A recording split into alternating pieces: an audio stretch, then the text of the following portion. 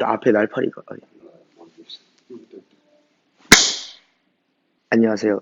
TV 난타 구독자 여러분. 난타 배우 김승국입니다. 오늘은 까불지 않을 거예요. 가을이니까. 이건 저랑 안 어울리는 것 같습니다. 네, 반갑습니다. TV 난타 구독자 여러분. 난타 배우 김승국입니다. 오늘 준비한 컨텐츠는요. 초간단 난타 공연 만들기 아이편. 여러분들이 이제 발표회나 학예에서 아이들이 북을 치면서 발표하는 모습들을 많이 보셨을 거예요. 물론 부모님 입장에서는 아이들이 어떤 걸 해도 다 이쁘고 사랑스러워 보이겠지만 아이들이 공연을 하면서 표현력을 기르고 조금 더 배울 수 있고 느낄 수 있는 그런 공연을 만드는 게 좀 더 좋지 않을까 하는 생각에 준비해봤습니다. 자, 일단 첫 번째는 북으로 승부를 보지 마라. 왜? 이유가 뭐냐면요. 아이들은 뛰어노는 걸 좋아하고 가만히 앉아서 북을 치는 걸 굉장히 지루해합니다. 그래서 시간도 오래 걸리고 연습하는 과정에서 힘든 일들이 있을 거예요. 그렇기 때문에 북으로 승부를 보기보다는 더 다양한 창의적이고 아이들이 확 빨려 들어올 수 있는 무언가가 필요합니다. 예를 들어서 이제 라이온 킹이라는 작품이 있어요. 그 라이온 킹에는 여러 종류의 동물들이 등장을 합니다. 뭐 사자, 토끼, 들소, 뭐 하이에나 이런 여러 종류의 동물들이 등장하는데요. 그 동물들을 아이들이 표현할 수 있게 하는 거죠. 자, 예를 들어서 한번 선생님 상상해 보세요. 무대가 있습니다.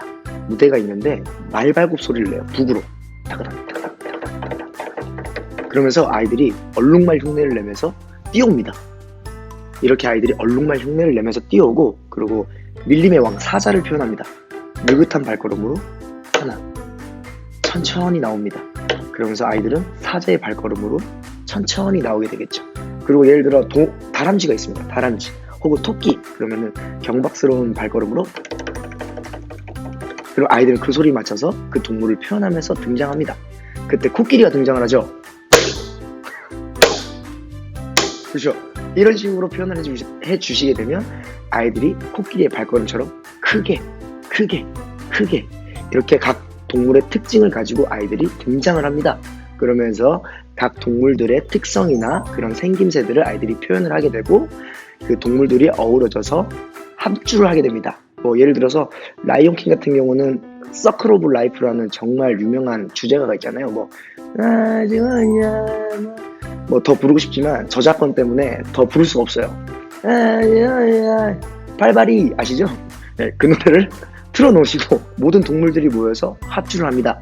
간단한 리듬으로 큰 리듬만 맞춰서 쿵쿵 박자를 연주하고, 그 연주가 끝났을 때 동물들이 화합이 되는 그런 모습들을 관객들에게 보여줍니다. 그러면 관객들은 북치는 모습만 보는 게 아니라 아이들이 표현하는 방법들을 보면서 우리 아이가 저런 걸 표현할 수 있구나, 저렇게 표현력이 다양하구나 라고 부모님들은 이제 생각하실 수 있는 거죠. 자, 그럼 한번 다른 예를 들어볼게요.